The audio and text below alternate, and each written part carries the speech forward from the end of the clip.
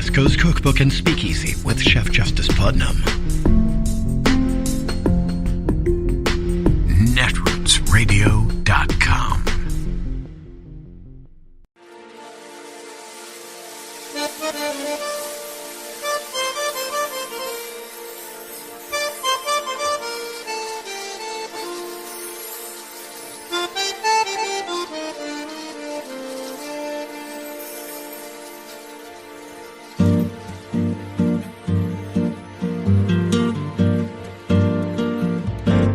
Je voudrais du soleil vert, des dentelles et des théières, des photos de bord de mer, dans mon jardin d'hiver. Je voudrais de la lumière, comme en Nouvelle-Angleterre. Je veux changer d'atmosphère, dans mon jardin d'hiver. Ma fleur sous la pluie de novembre, tes mains qui courent, je n'en peux plus de t'attendre. Les années passent, il est loin, là je tombe. Nul ne peut nous entendre. Je voudrais du Fred Astaire, revoir un latte. Tonight, the January 6th investigation has written to a cable news host to ask him to preserve his communications related to the January 6th attack on the Capitol, including his communications with former President Trump and others at the Trump White House. They are asking him to come in for a transcribed interview, asking him to come in voluntarily for a transcribed interview. They are not subpoenaing him, nor are they raising that prospect. But of course, that kind of a prospect looms in an investigation in which lots of other people have been subpoenaed. In this letter to this cable news host, they have released a series of his texts, his communications with Trump White House Chief of Staff Mark Meadows in particular. The reason they have released those texts, it appears, is to make the case both to him and to the public that he is an important fact witness for the investigation and that they need to ask him questions about what he knows because he may know stuff that other people really don't. Now, the TV host in question is a man named Sean Hannity. He's a primetime weeknight host at the Fox News Channel. And regardless of whether or not you have heard of him or seen his show or his commentary about January 6th or about Trump more broadly, it does appear from what the investigation released tonight that Mr. Hannity was kind of in the thick of it, at least with the White House Chief of Staff and apparently with the president himself. They say, quote, "Dear Mr. Hannity, the Select Committee now has information in its possession indicating that you had advanced knowledge regarding President Trump's and his legal team's planning for January 6th. It also appears that you were expressing concerns and providing advice to President Trump and certain White House staff regarding that planning. You also had relevant communications while the riot was underway and in the days thereafter. These communications make you a fact witness in our investigation. The Select Committee is in possession of dozens of text messages you sent to and received from former White House Chief of Staff Mark Meadows and others related to the 2020 election and President Trump's efforts to contest the outcome of that vote. For example, on December 31st, 2020, you texted Mark Meadows the following, quote, "We can't lose the entire White House counsel's office. I do not see January 6th happening the way he is being told." He, presumably meaning the president? After the 6th, he should announce he will lead the nationwide effort to reform voting integrity. Go to FL, presumably that's Florida, and watch Joe, presumably Joe Biden, mess up daily. Stay engaged when he speaks.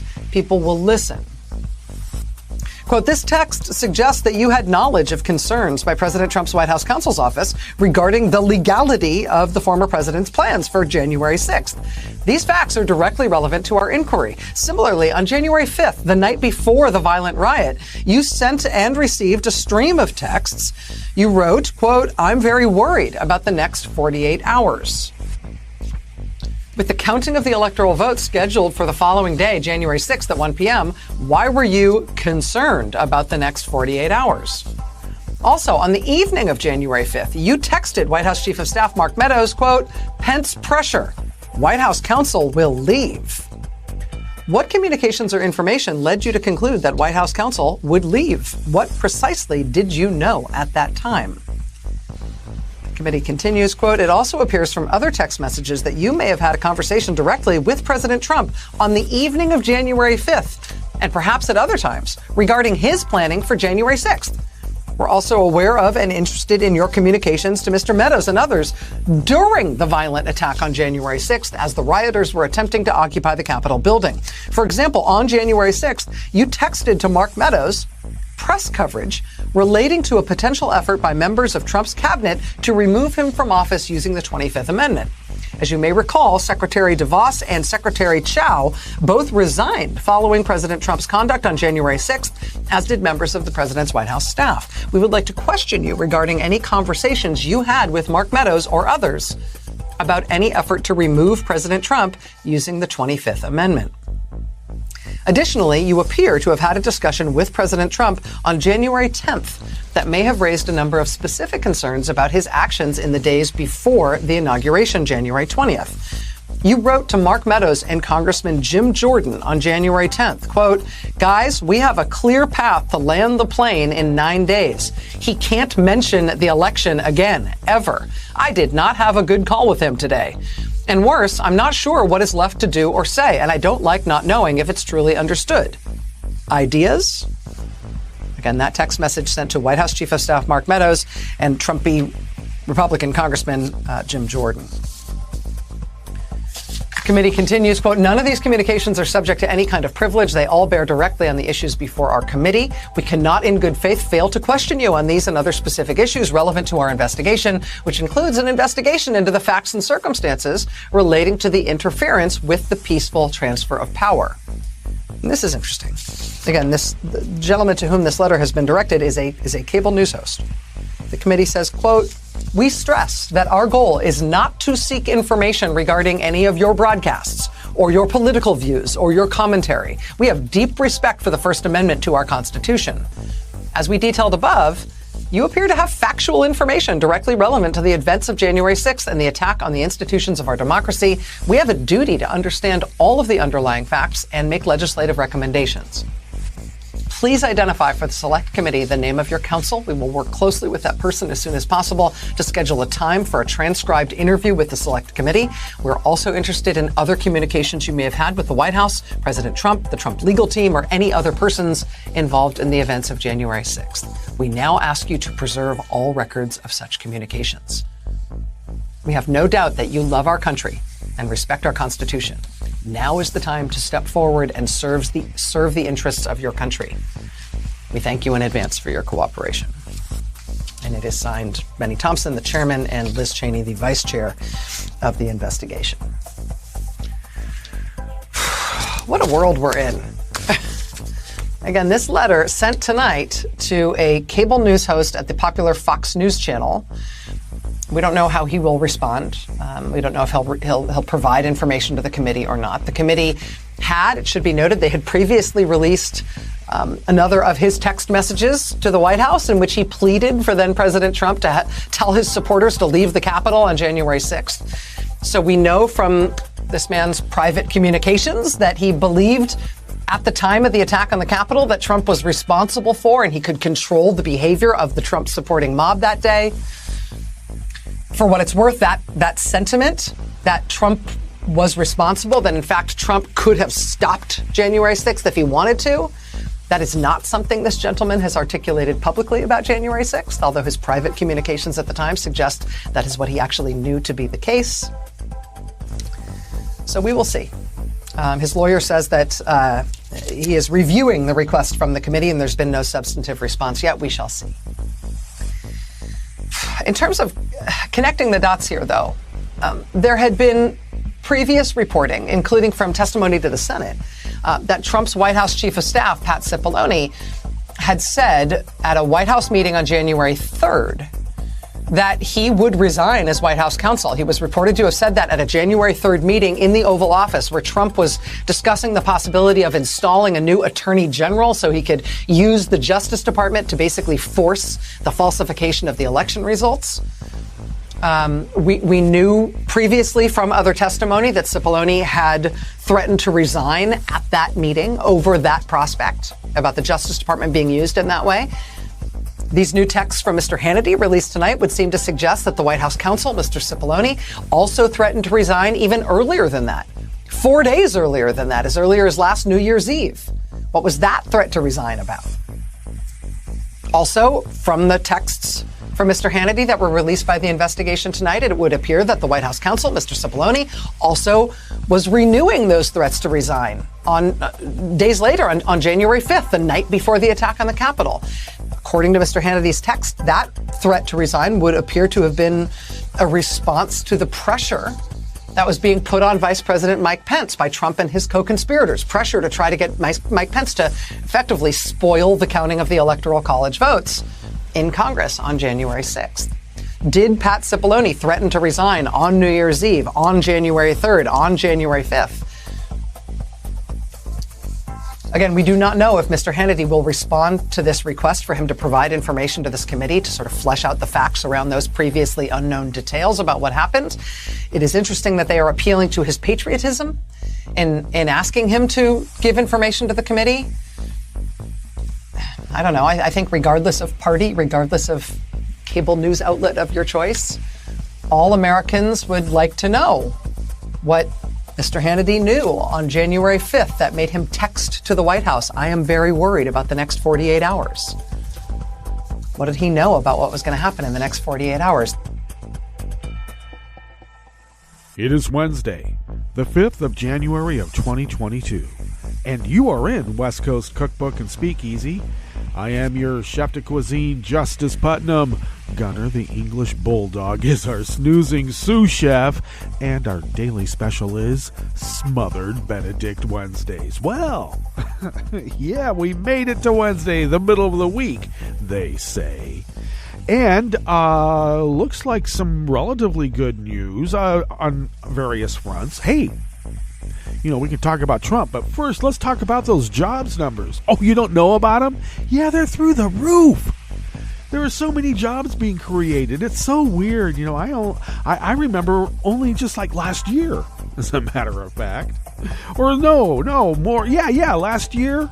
In last November, the jobs reports came out, and it was barely squeaky. And the media just couldn't get over it. They kept saying Trump is presidential. You don't hear anything about these enormous job numbers. 3 to 5 times more jobs than what was projected by some forecasts. And you don't hear a diddly. All you hear is that Joe is such a doddering old fool. He doesn't know what he's doing. He's taking us to hell in a handbasket. Yeah. Well, we could discuss whether he's taking us to hell in a handbasket or in one of those muscle cars that he likes. Yeah, they're going to start complaining about muscle cars pretty soon when they realize Joe likes muscle cars. Yeah, but he's also a pragmatist, so let's be real. Anyway, those job numbers are astounding, and I don't know, we should be happy. But no, everybody's fearing inflation when they should be fearing the fact that they're being gouged. It's not inflation. I know some people say it is, but I'm telling you, I'm being inflated at the pump. No, you're being gouged at the pump. No one goes to the gas station and says, I'm being inflated. Jeez. It's inflation. In fact, that I-95 traffic jam was inflation's fault, or at least the fear of it. Those people just could not get a moving. They were stuck in the snow. Why? Because of inflation. All right. You don't believe me? It doesn't matter. We live in a world where facts don't matter. Well, I make a joke. To some people, it doesn't matter. But when it matters to them, it will matter.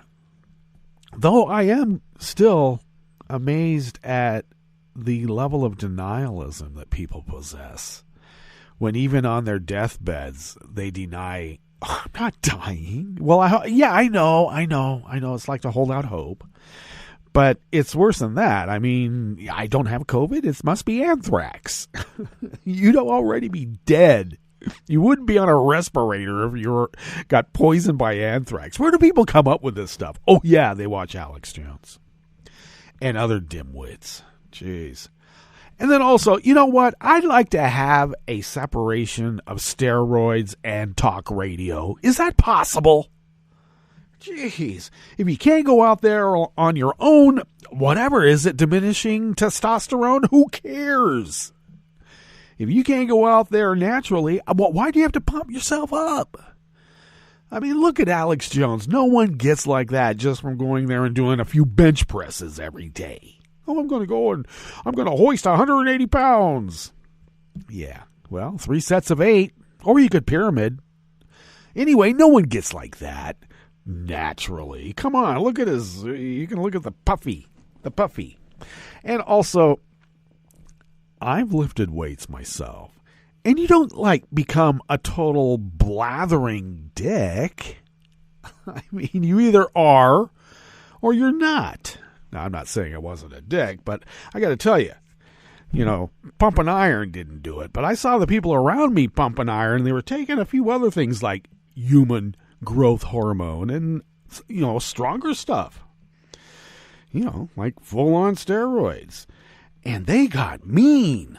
Oh, man, they would go off. I remember being down at Fisherman's Wharf and some pedestrians were walking across the street, and my guy was with, who I pumped iron with before, I don't know, he took a disliking to whatever this person was doing as they were crossing the street, jumped out of the car and started harassing them in the most loud, belligerent way that you can imagine. I'm like, what the hell? I had to get out there and grab him by the shoulders and turn him around. And come on, man, get back in the car. What are you doing? We're at the wharf. It's not like there's no cops around, especially SFPD. They're just waiting for somebody to do something. Doesn't take much. Walking across the street or jumping out at somebody walking across the street. You got to be a little careful. So I don't know.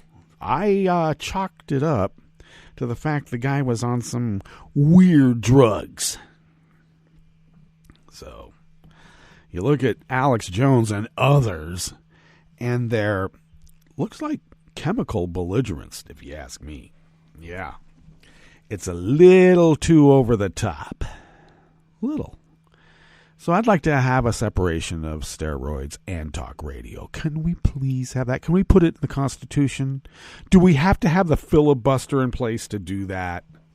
Jeez. Please. Can't we be bipartisan on at least that? Apparently not.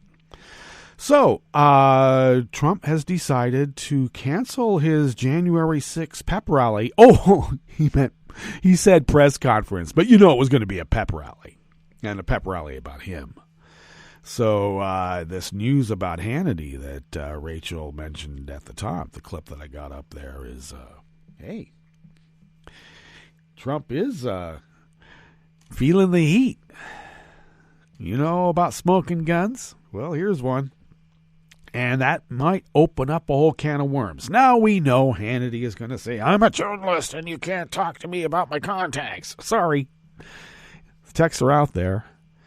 And he only gave the guy advice on camera on a repeated basis. So that cat's out of the bag. Been out of the bag. So Hannity might be, maybe Hannity's not legally in a bunch of trouble, but I don't know, maybe he'll be elevated to hero status from the fascists. That is quite possible. Oh, he's a martyr too. And, but he's not a journalist. I mean, any other journalist that does that kind of stuff, I think would be in jail. I'm looking at you, Julian Assange. Jeez. Start manipulating things in a propagandistic way. I'll get it out. Gee, here it is already Wednesday and I'm not getting my mouth in order. Yeah, a propaganda shop like Fox with a propagandist like Hannity. They're going to hide behind the Fifth Amendment? Of course, that's what they've always been doing. They will use our laws, our rules, our social conventions, even our good nature against us. And we're so good-natured, and we like to follow the rules, and we don't want to do something just because it's expedient and immediately transactional. We will lose. You know, nice guys finish last. So do the gals. And so is the time to discontinue being nice at hand? I don't know. I think we can still hold on to some civility. We could have like some Queensberry type rules. All right? No hitting below the belt. At least too many times. It also depends on how high up that belt is. Jeez, right underneath the nipples? Come on. Get it down below the rib cage. At least. Okay. Enough of it. Some of the pundits out there are finally coming to the conclusion that, Jesus, we sure have a lot of Nazis around us right now. What the hell? Yeah, no kidding. That Jenna Ryan, I know she's not a pundit, but she is being reported on in fluff pieces. Oh, poor Jenna Ryan. Yeah, she's the real estate lady who stormed the Capitol, said, I'm not going to jail because I'm blonde and white and cute. Well, you might be right on two of those. I don't know, maybe she is cute. Yeah, she's kind of cute if you like that. But anyway, she thought that she could go into jail being a Karen. Yeah, I'm white. And she's now saying, they're treating us like we were the Jews in Nazi Germany. No, you're not. You're being treated like a Nazi behind the Reichstag fire. Geez, these people. Give me a break. I don't think you're being put into forced labor and fed like a spoonful of gruel every other day. Okay? Don't tell me that you're equivalent to the Holocaust because you stormed the Capitol. And that's the first time that's happened since 1812, and that was the Brits who did it. They didn't even do that in the Civil War. Just saying. It was, I think, precedent-setting. So she thinks that she's being treated, so terribly. Oh, jeez. On the other hand, it has been stated that a lot of the authoritarian regimes around the world right now model their prison systems after ours. The Supermax ones. We invented it. I know a lot of people say, we looked at Nazi Germany. We looked at authoritarian systems around the world. I'm sorry they looked at us. Okay? They looked at the chain gangs in Louisiana and said, we could do that. And they did. So, shall we get into the curated part of the show? Why don't we? It's Wednesday. And there's too many priests around meddling and meddling and meddling. At the top, I did give you a little rundown about Hannity texting that he was very worried about January 6th. And thank you. Thank you, Rachel, for doing such a long segment on that. Oh, you know what? Before we get into the rest of the curated part of the show, I need to mention real quickly about Navarro being on Ari yesterday. And some people are really pissed off giving Navarro a platform because he did spout off his anti-Semitism. Oh, Soros is behind it. Soros placed all those Democratic governors in place, and now they're eating babies, and they got their blood libel, and it's the Jews' fault. And you can tell it's the Jews' fault because of Soros. Well, that's what he was saying when he put on the They Live sunglasses with the also special enhanced hearing mechanism. Okay, you put on the glasses and you not only see what's really happening, you get to hear it too. So some people would criticize Ari for allowing that to be spouted because it does speak to a certain segment of society. But I gotta assure folks, that segment of society is not watching Ari Melber. Okay? And I'll tell you why. Because they're not going to watch, a Jewish guy, for entertainment. All right? Maybe some might have tuned in because Navarro was going to be on, but I think a lot of people weren't. And Ari did push back pretty hard. You can't push back on all of the gish gallop that they put out. And boy, Navarro's good at that. He likes to talk over people. When you're trying to get him, like, we got to go to commercial, and he just keeps talking. That's what they do. And Navarro is a master of that. But we need to recognize something. What Navarro was describing, their strategy, is exactly what Ari said. You're describing a coup. We have mechanisms in place to prevent people like you from doing what you were doing, and you know what? It worked. So we'll hear from Merrick Garland about where these investigations may be going. I don't want to see another, Me Lai, all right? Where the lower rung guys get it and suffer it, and the bloodthirsty military monkey bucks who put the plan together and ordered their underlings to do it, you, Lieutenant Kelly, do what you're told. They get off scot-free again? No. It can't happen. And, hey, deny subpoenas issued by a DA, you may suffer the consequences, no matter how rich you are. Okay, enough of that. On the rest of the menu here, as we start off in the Bistro Cafe of West Coast Cookbook and Speakeasy, and on this fine Smothered Benedict Wednesdays, new polling finds that Republicans are losing their midterm advantage. But you know what they say about polling. Well, it's still good news. Let's keep up the good work. California lawmakers want to make it easier for people to sue gun companies for liability in shootings that cause injuries or deaths. Of course, apparently there's laws that say, well, of all the businesses in the world, the gun industry can't ever have any liability lawsuits drawn against them. They're the only ones. We'll see. And Captain Amy Bauernschmidt is the first woman to lead a nuclear carrier in U.S. Navy history. After the break, we move to the chef's table where Kazakhstan's government has resigned after violent protests over energy prices. And China is all but certain to rattle its sabers as Australia and Japan is set to sign an historic defense and security pact. All that and more on West Coast Cookbook and Speakeasy.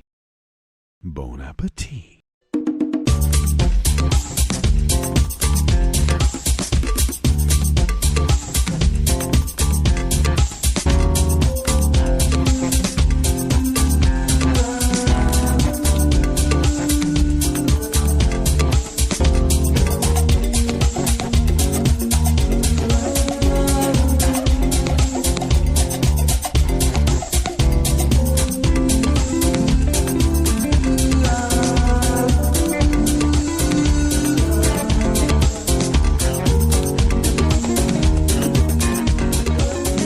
Bottom of our homepage at netrootsradio.com. To the right of the page is the chat room link, and the chat room is monitored by the one and only Kelly Lincoln.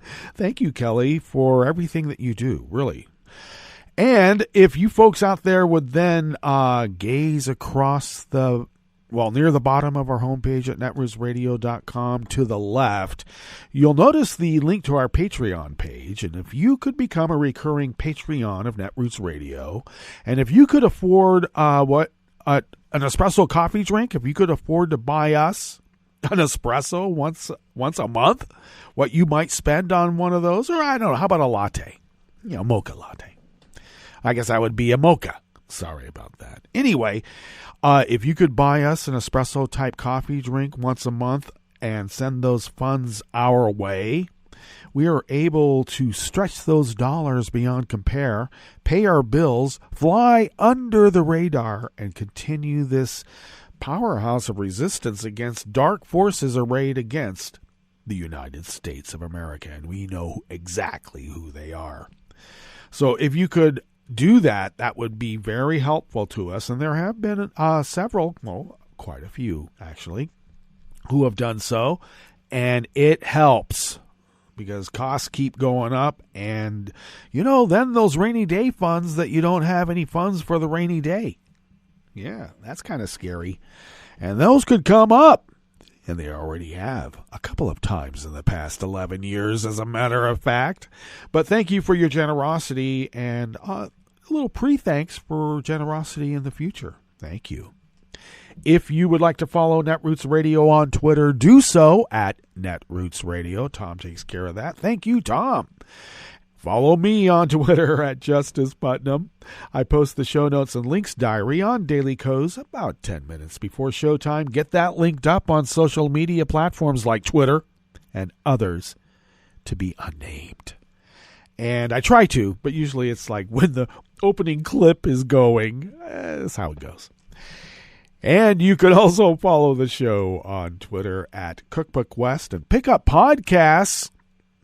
Hopefully today, we'll see how it goes, by Spreaker, Stitcher, TuneIn, iHeart, YouTube, iTunes, etc., etc., etc. Yeah, nothing is quick anymore.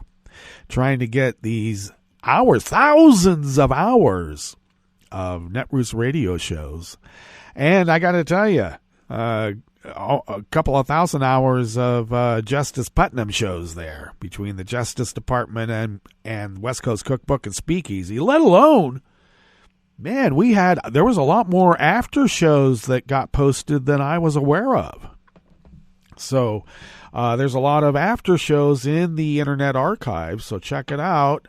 And we did a lot of interviews with some very important people. They were all important. But there was some who went on to bigger and better things. No, they were already bigger and better at the time. So, we interviewed quite a few people, and, check that out.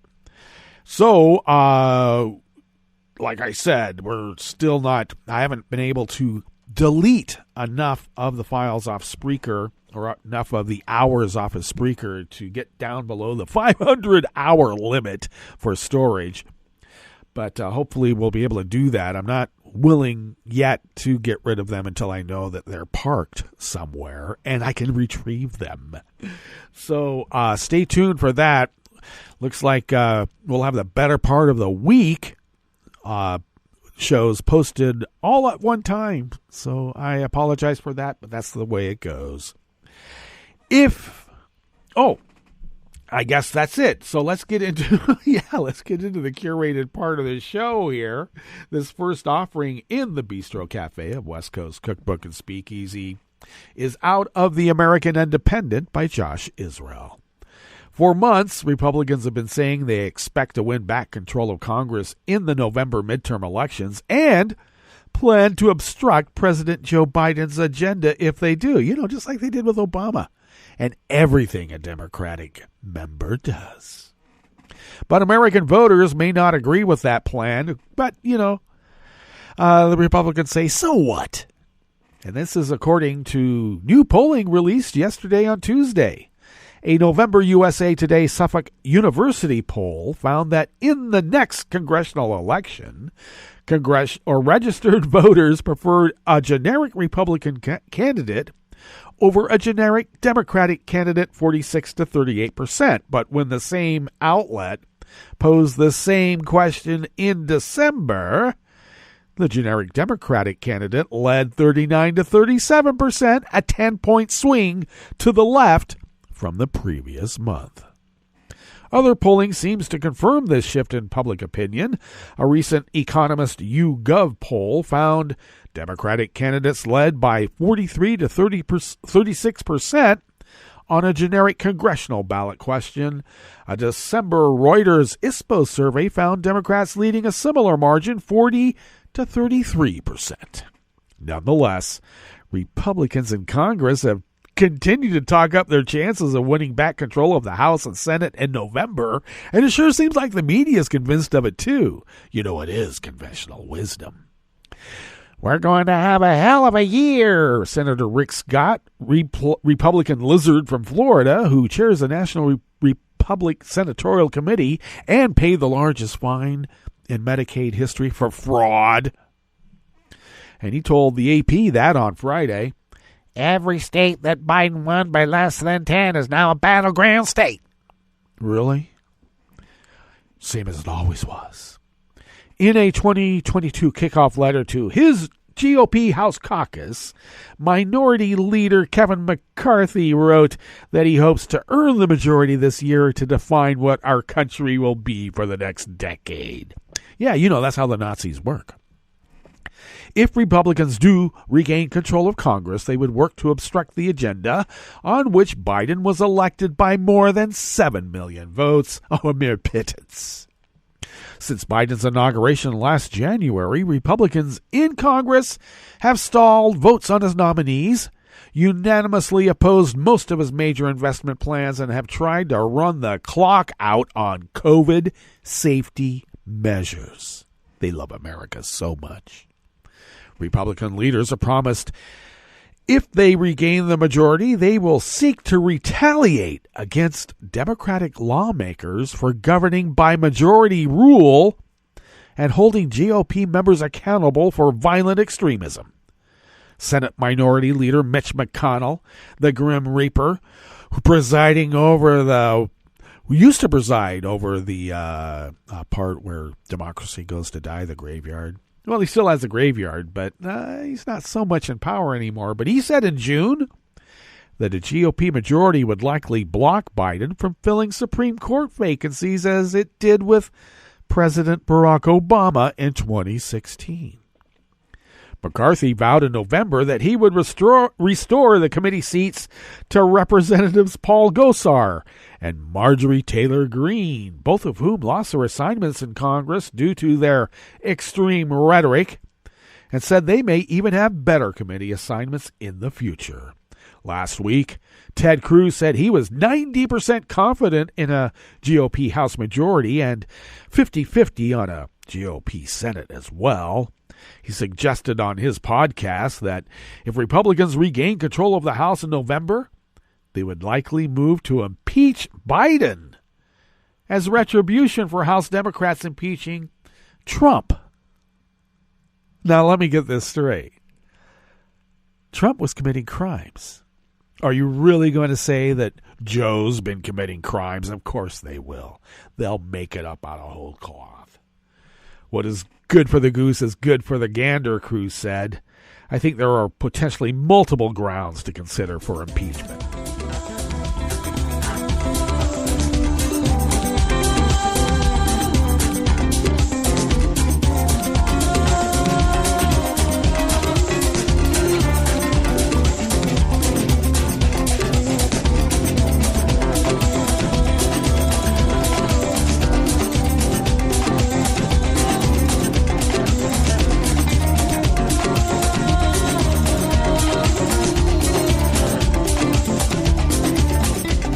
Adam Beam of the Associated Press brings us this next offering here in the Bistro Cafe of West Coast Cookbook and Speakeasy, Smothered Benedict Wednesdays. Some Democratic California lawmakers want to make it easier for people to sue gun companies for liability in shootings that cause injuries or deaths, a move advocates said is aimed at getting around a U.S. law that prevents such lawsuits and allows the industry to act recklessly. But critics call the bill, which is modeled after a New York law passed last year, an illegal overreach. They say its true purpose was to force gun manufacturers out of business.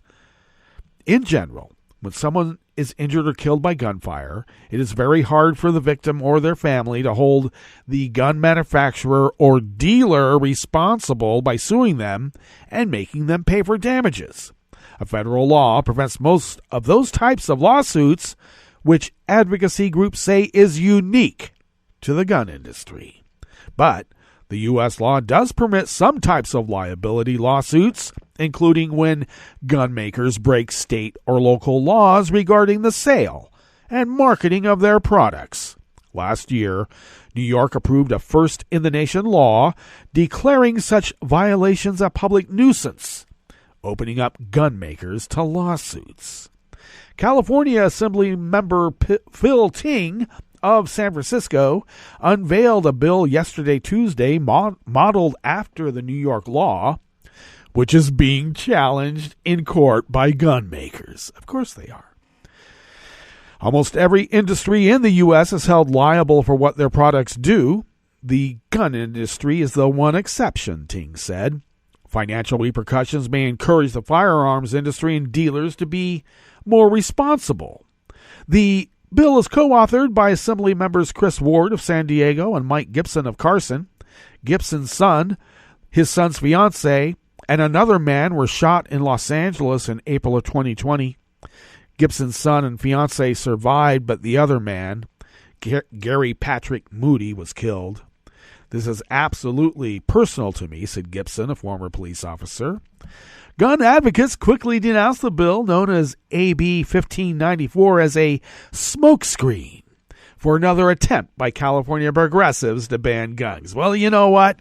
We're already awash with guns. And why do we have so many guns? Because you said you needed them for hunting. And then when it was called out that you don't really go hunting with weapons of war that turn your meat into just nothing, then they said, oh, well, it was for personal protection. And then it turns out it wasn't for personal protection. It was to commit a coup and an insurrection against the United States of America. And if you can't get that, then the population is awash with guns so that you can have a civil war. Damn right. Somebody should be held liable for that.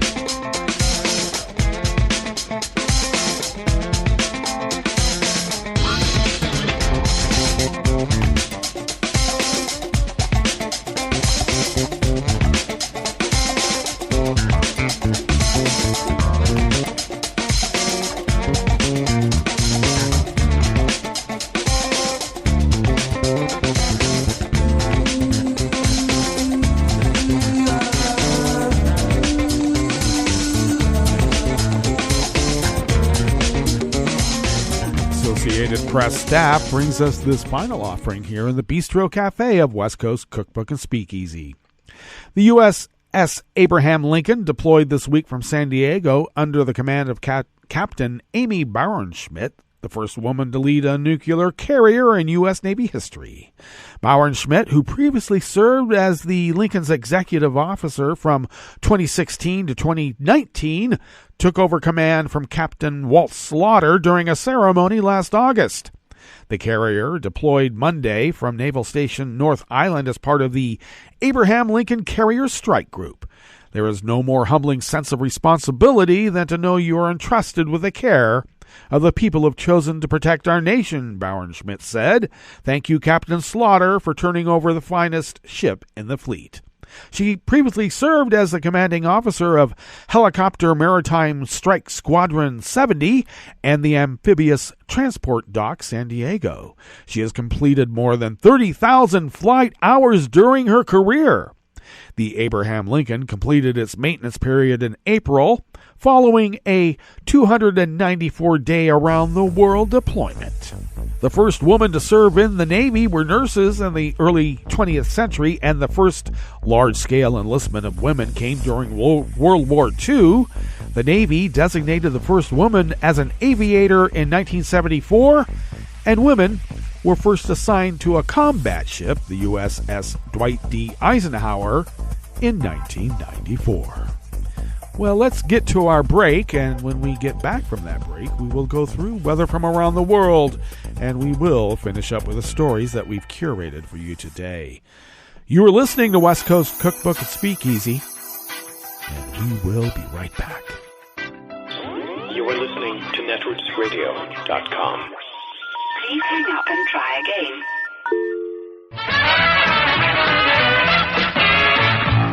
again. From a point at sea to the circles of your mind, a new force is at work for planetary transformation. New radio for a new Earth.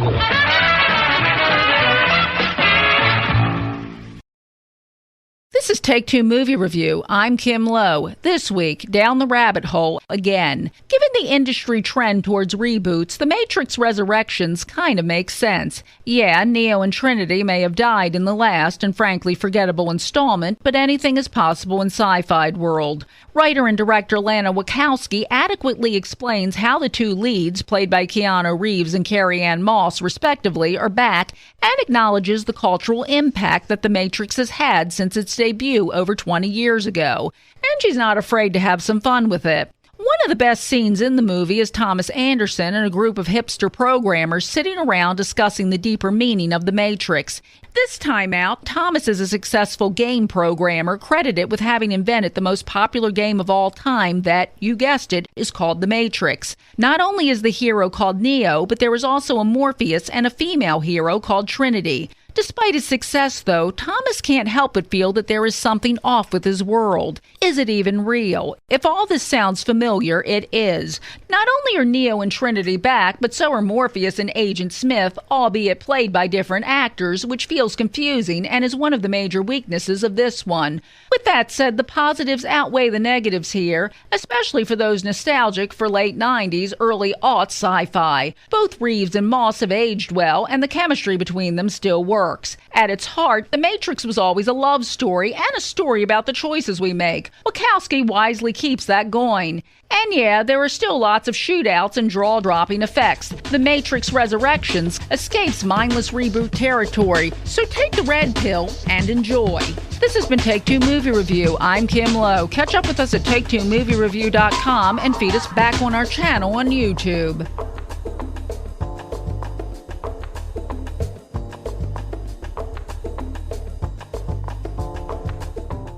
Hi, I'm Tom Hartman, and since you're listening to netrootsradio.com, show your progressive side and go to the donate button on the bottom of the homepage. It's progressives like you who power Netroots Radio and keep the progressive message beaming everywhere 24 hours a day. Just go to our donate button at the bottom of netrootsradio.com. Thank you for keeping progressive radio at full power.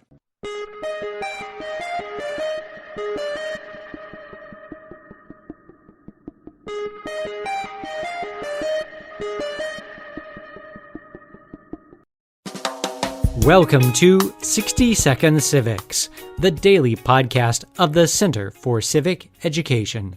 I'm Mark Gage. The Declaration of Independence states that among the truths that Americans hold to be self-evident is that all men are created equal. But what did Thomas Jefferson mean by this statement? There are two ways that all men, meaning all people, might be created equal. One is that they are all, by birth or naturally, political equals. This means that no one is legitimately the ruler of others by birth, and no one is by birth the subject of a ruler.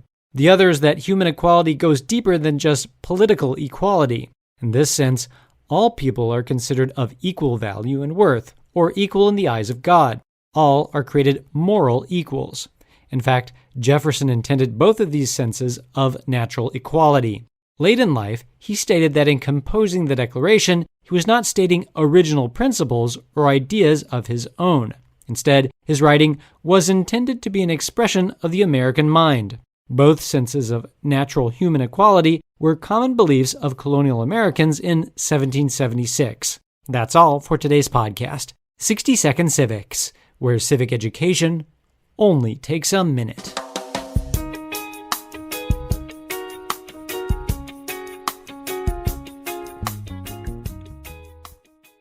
I'm Rick Smith, and this is Labor History in 2.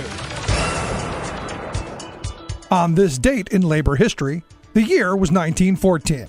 The Ford Motor Company raised its basic wage from $2.40 for a 9-hour day to $5 for an 8-hour workday. Many of Ford's contemporary critics scorned his $5 day. Journalists and other automakers predicted disaster for the industry. Henry Ford implemented the wage increase to head off labor unrest in the company and to curtail his problems with worker turnover. The wage increase helped to derail efforts to start a union in his factory. The $5 day was not an act of altruism by the automaker. It was a calculated business decision.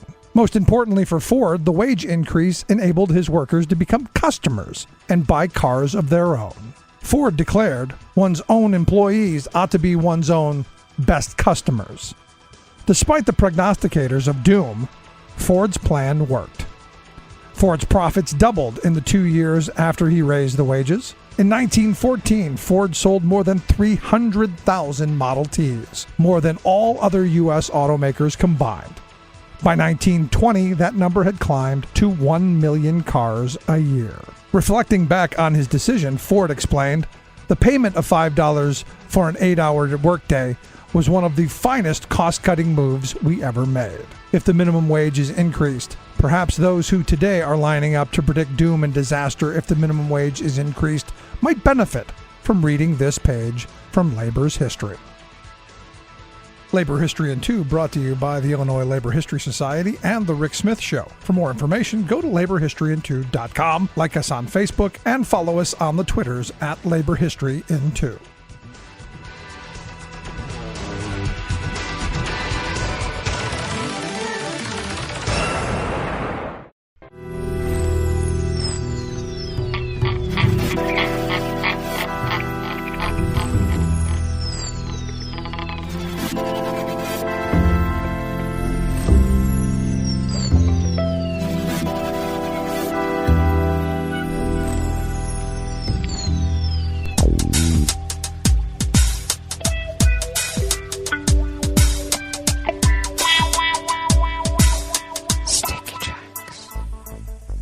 Thank you for accompanying us here to the chef's table at West Coast Cookbook and Speakeasy Smothered Benedict Wednesdays. We always begin weather from around the world along the banks of the Rogue River in the Rogue River Valley of Southern Oregon on the west coast of the continental United States of America, where it is currently 44 degrees Fahrenheit, expecting a high in the low 50s. That's considerably warmer than what it's been.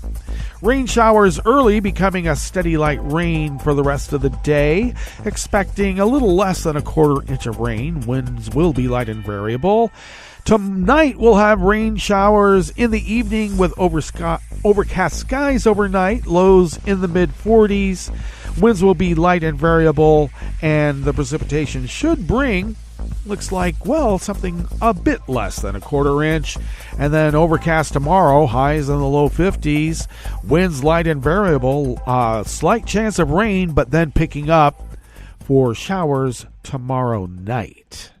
Confirmed coronavirus cases in Jackson County in the southern part of Oregon have increased once again. We now stand at 273,045 confirmed cases, and our deceased have increased as well, and we stand at 399 confirmed dead. Pollen is rated as none here in Rogue River proper. The air quality index for the region is good at 23 parts per million, and the daytime UV index is low at level 1. Barometric pressure is holding steady at 30.22 inches. Visibility is at 7 miles, and relative humidity is at 100%. Weather from around the world is brought to you by a crowd of crowdsourced weather stations that are crowdsources from around the world. London is 43 and fair. Paris is 43 degrees and sunny. Rome is 60 and mostly cloudy. Kyiv is 44 degrees with light rain. Kabul is 28 and fair. Hong Kong is 62 and clear. Tokyo is 35 and mostly cloudy. Sydney, Australia is 74 and mostly cloudy. San Francisco, California is 52 degrees and cloudy.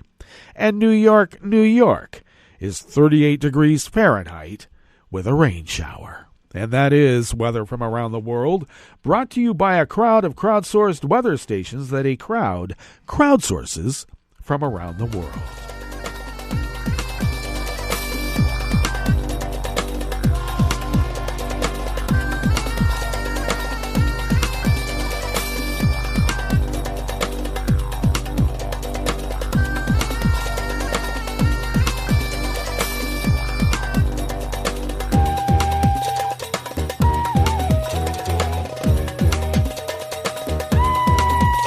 Moses Ayazov of Reuters brings us this first amuse-bouche here at the chef's table at West Coast Cookbook and Speakeasy. Kazakhstan's president stripped his powerful predecessor of a role as head of the country's Security Council today after demonstrators stormed and torched public buildings in the republic's worst unrest in more than a decade. The cabinet resigned, but that failed to quell the demonstrators' anger after days of unrest triggered by a fuel price rise in the oil-producing Central Asian country.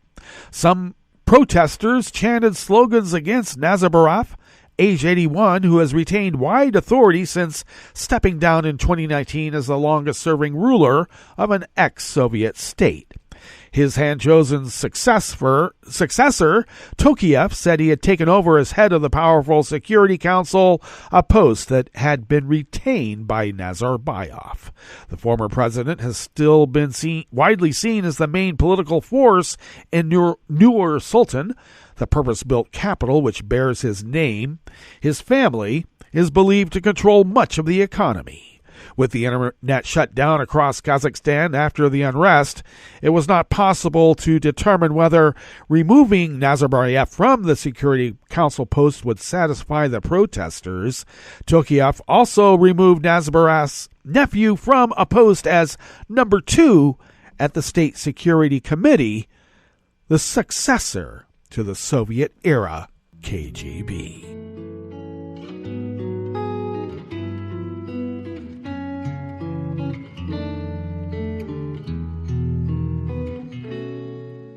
Je te donne c'est mon amour pour la vie entière. La promesse de me trouver à tes genoux.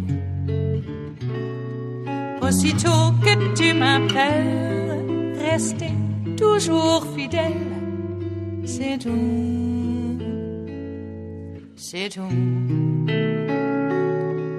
Je te donne tous mes printemps, mes étés de mer.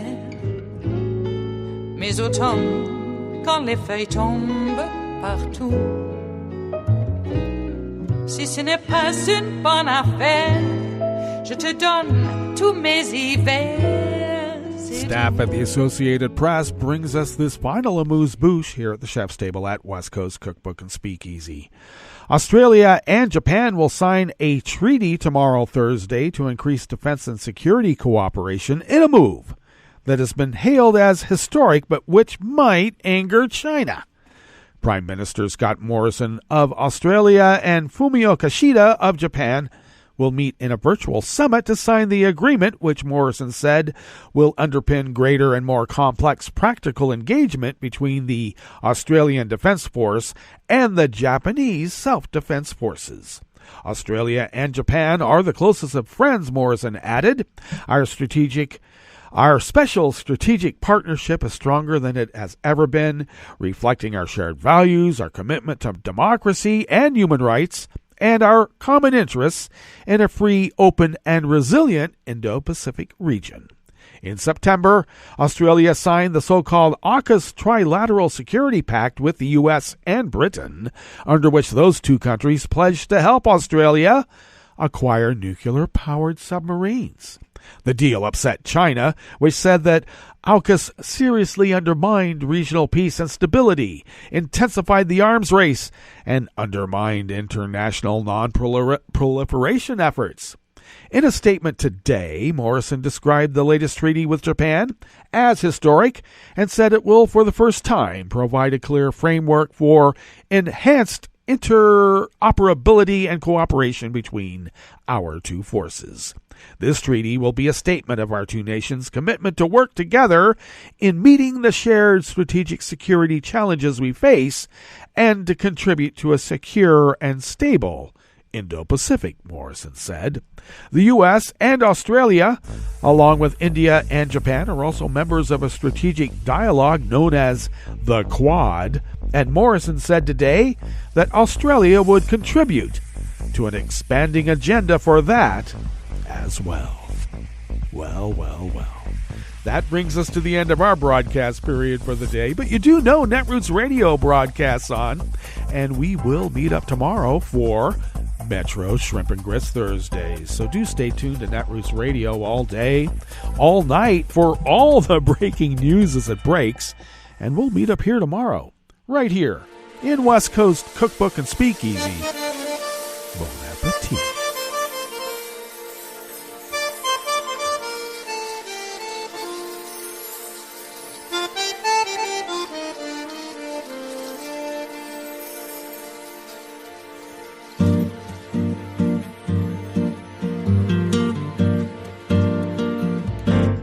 Je voudrais du soleil vert, des dentelles et des théières, des photos de bord de mer, dans mon jardin d'hiver.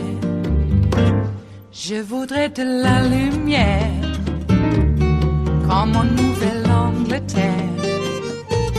Je veux changer d'atmosphère, dans mon jardin d'hiver. Robe à fleurs, sous la pluie de novembre, tes mains qui courent, je n'en peux plus de t'attendre.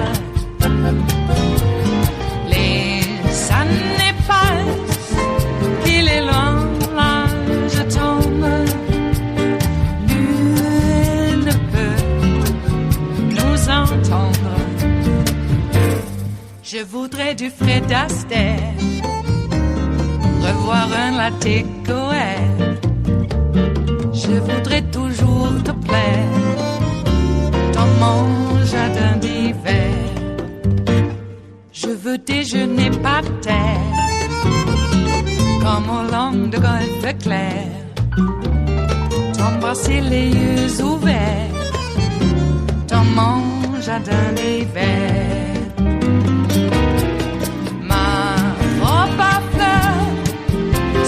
Pluie de novembre, tes mains qui courent, je n'en peux plus de t'attendre. Les années passent, il est loin, là je tombe.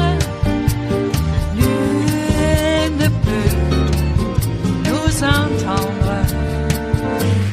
Ba-da-da-dum-di-da-dum. Ba-da-da-dum-di-da-dum. Ba-da-da-dum-di-da-dum. Dans mon jardin d'hiver. Ba-da-da-dum-di-da-dum. Ba-da-da-dum-di-da-dum. Ba-da-da-dum-di-da-dum. Dans mon jardin d'hiver. Dans mon jardin d'hiver.